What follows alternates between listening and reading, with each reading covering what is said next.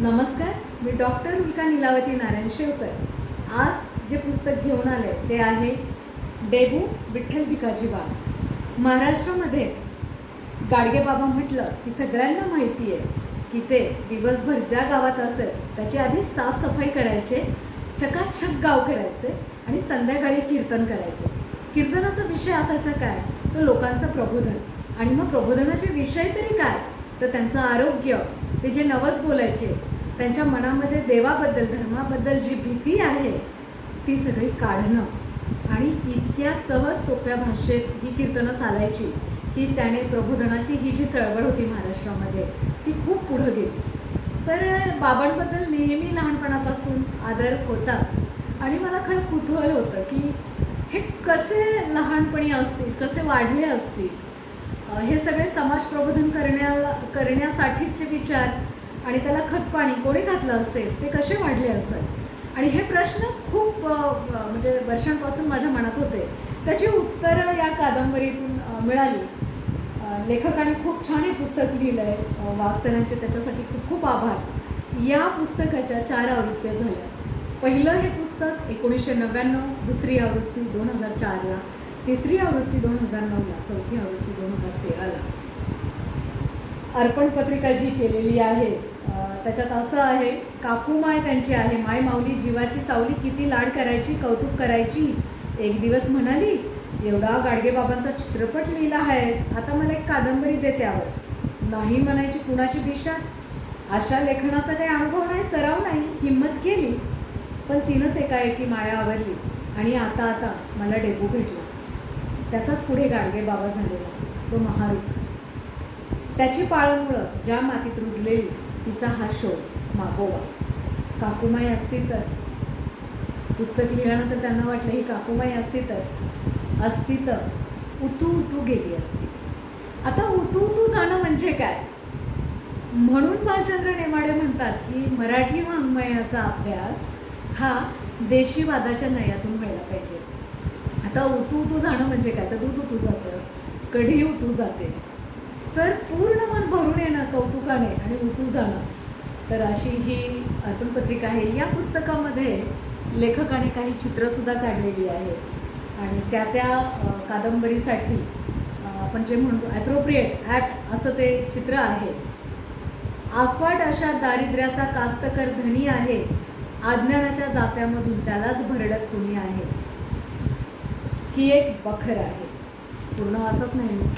तर हे काय केलेलं आहे, तर या लेखकाने डेबूबद्दल लिहिताना अवतीभोवती ज्या घटना घडत होत्या याचं वर्णन केलेलं आहे की बाळ जन्माला आल्यानंतर त्याची 5वी कशी पूजली जायची, देवी कोणत्या असायच्या, 7 आसरा कोणत्या असायच्या, तर 7 दगडांना शेंदूर लावून त्याची पूजा कशी केली जायची, नवस कसा बोलला जायचा, तो फेडला कसा जायचा।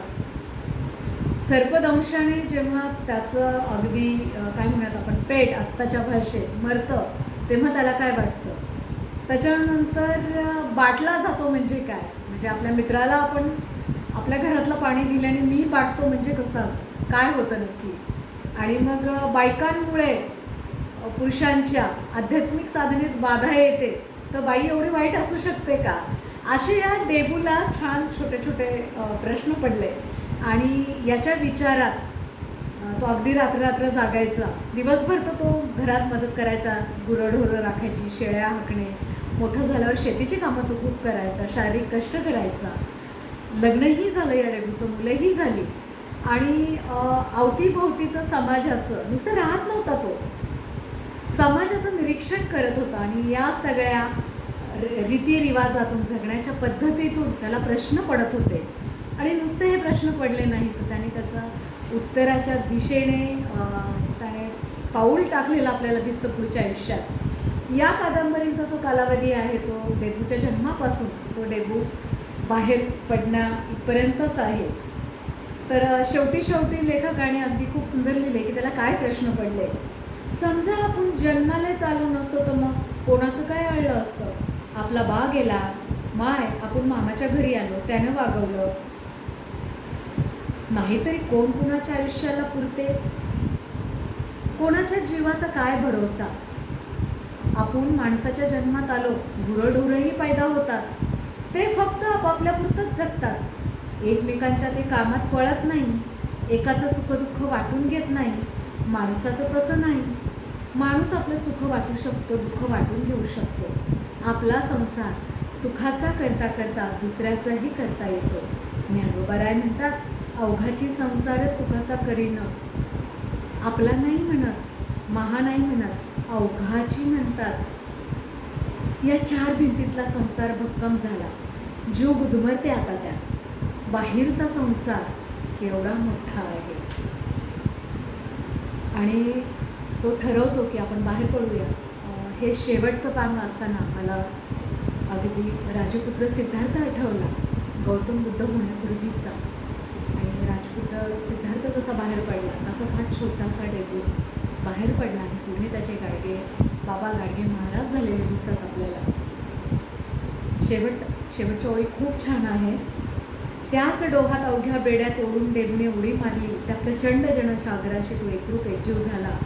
त्याच्या उरात आता पोकळी राहिली नाही, ती कधीचीच भरून निघली. माऊली म्हणतात, आकाश कवटाळायचं, बाहूत घ्यायचं तर त्याहून मोठं व्हावं लागतं. बघा, आकाशाला कवटाळायचं म्हणजे आलिंगन द्यायचं, मिठी मारायची, तर त्याच्यासाठी आकाशाहून मोठं व्हावं लागतं. डेबू तेच करायला निघाला होता. मोठाल्या डेगा टाकीत वारं त्याचं हेवा करू लागलेलं. त्याला कवटाळीत आलिंगन देत डेबूच्या मनात आलं, आपणही वारं व्हावं, पृथ्वीभर हिंडत राहावं. म्हणजे वारं व्हावं आणि पृथ्वीभर फिरावं. आणि आपल्याला दिसतं नंतरच्या आयुष्यात गाडगे महाराज कधीच एका गावात राहिले नाही. जितकं शक्य आहे तितकं ते वेगवेगळ्या गावी गेले, वेगवेगळ्या लोकांना भेटत राहिले आणि प्रबोधन करत राहिले. तर हे पुस्तक खूप छान आहे आणि विठ्ठल भिकाजी वाघ सरांचं खूप मनपूर्वक आभार मानते मी की त्यांनी या विषयावर खूप सुंदर कादंबरी लिहिली, मुळातून वाचण्यासारखी आहे. धन्यवाद.